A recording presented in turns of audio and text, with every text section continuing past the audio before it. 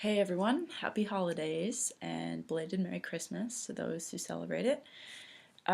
We are doing a topic this week that is great. It was chosen by Matt and very relevant for me at the moment.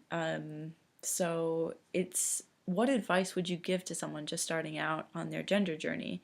What lessons have you learned along the way that would be of benefit to a brand new genderqueer, or what do you wish someone had told you? As I mentioned in the last video I put up, I'm sort of in the process of getting ready to come out to my family. So I kind of feel like I'm going back in time a little bit to when I was just figuring out my own gender identity, and wondering what to tell them and how to phrase things and what resources to give. So, yeah, this one is it. I've been talking to like family and friends and not family really, but friends, family friends, and old teachers and whatnot. And a lot of them are supportive and sympathetic, but they don't really know where I'm coming from. So I wish that I had when I was coming to terms with my gender identity, somebody who knew exactly what I was going through. And if by any chance you're watching this and you are just starting to come to terms with your gender identity, or you need some advice, you need to give some advice, you want to give some advice, please do so. Feel free to drop a video response or a comment or whatnot. Let me know. There are a couple points that I came up with that I think I would have wanted somebody to tell me right off the bat as I was just starting to figure things out. The first one being, it's okay.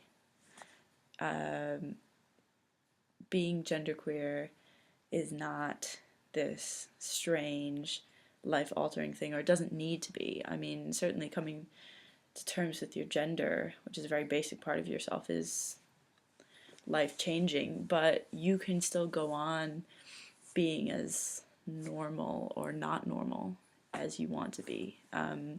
You can pretty much still have whatever career you choose,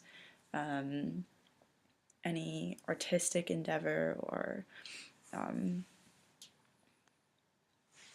I think that the important thing is that you're still gonna do all the things that a cisgendered person would. You can have a meaningful relationship and friends, and like this may sound obvious, but you know being somebody who's not accepted in society or recognized in society by the majority does not mean that you need to hide or live some kind of altered life. And you may choose to, or you may be forced to for some years, but ultimately it's okay to be genderqueer. I give you permission to be genderqueer and go and celebrate the fact that you're genderqueer, because there's nothing wrong with you. Not to say that I necessarily thought when I came to terms with being genderqueer that I thought something was wrong with me. I felt more like I had found a word to identify what I had always felt. In a way, I felt, and maybe you should feel like it's a validating identity. So grab it with both hands, I guess. Two, there is an enormous community out there for genderqueer people. This channel is an example. There's also websites like Genderfork and the genderqueer community on Tumblr and other social networking sites. But also nowadays you can find support in a lot of queer groups in your town, your school. People may not be as familiar with the term genderqueer, but being transgender, while still carrying a lot of social stigmas and misinterpretations, is a word that people are beginning to understand and use. So there are people out there who will listen to you and will not just think that this is out of the blue. And there's always a huge community online willing to support you. And I'm sure I can speak for everybody on the channel when I say that, we're all willing as individuals to help you guys out if you have questions or worries or whatever, as you're coming out and finding out more about yourself. The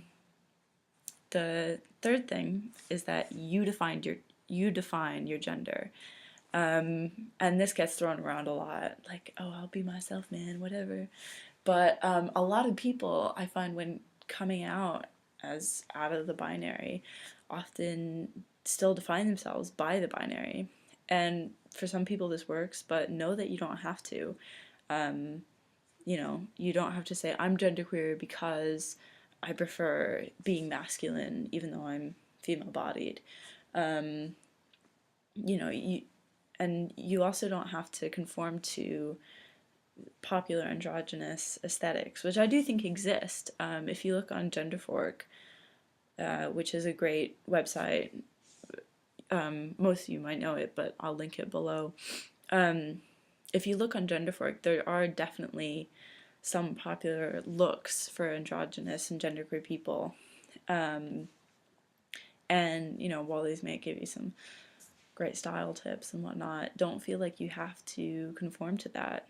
You don't have to look like what the internet says is androgynous. And you may not even find that being genderqueer is about being androgynous. You may feel that you can be genderqueer and female-bodied and quite feminine, stereotypically feminine. You might feel like you want to be male-bodied and wear female clothes, and what you think of as genderqueer is genderqueer. That's the beauty of this identity. It's so fluid. And there's nothing, I don't even know if it's in the dictionary, so define it however you want. You could think of yourself as third gender, as leaning more towards masculine or feminine, but don't be afraid to experiment. It's your identity. And the last thing, which is a concept that I've really just been thinking about for the past couple months, after 4 or 5 years of thinking of myself as genderqueer, is that once you get to a place where you accept your gender, where you're not constantly second-guessing yourself or trying to project a certain image onto yourself or trying to behave a certain way, when you get to a place where you accept your gender, when you start thinking in your head, like I recently started that when I refer to myself in the third person, I use the pronouns I prefer, even when I'm talking to people I'm not out to. Like I use they and them and their. And people, the people you care about, I think when you start doing these things, will follow your lead. Even if you don't sit down and have a talk with them about it,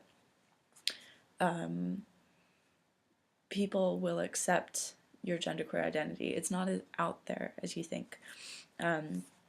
So if you start behaving androgynously, using or in however you think of as a genderqueer way, excuse me, if you start going by a different name, using different pronouns, you don't even necessarily have to explain it to people or sit them down and have the talk. The people you care about and who will recognize that you're being yourself. And I know that sounds a bit cliche, but I think that's definitely true for like the people I live with and my closest friends. And I noticed even before I sort of came out to them as genderqueer, my 3 female housemates, one of them would like jokingly call me her boyfriend, and another one they would always say, it'll be us girls, and then Jack. They don't call me Jack, but they would exclude me from those girls. So you know, I think people recognize these things and go with it. You know, just once you get to a good place with your gender, then other people will pick up on that.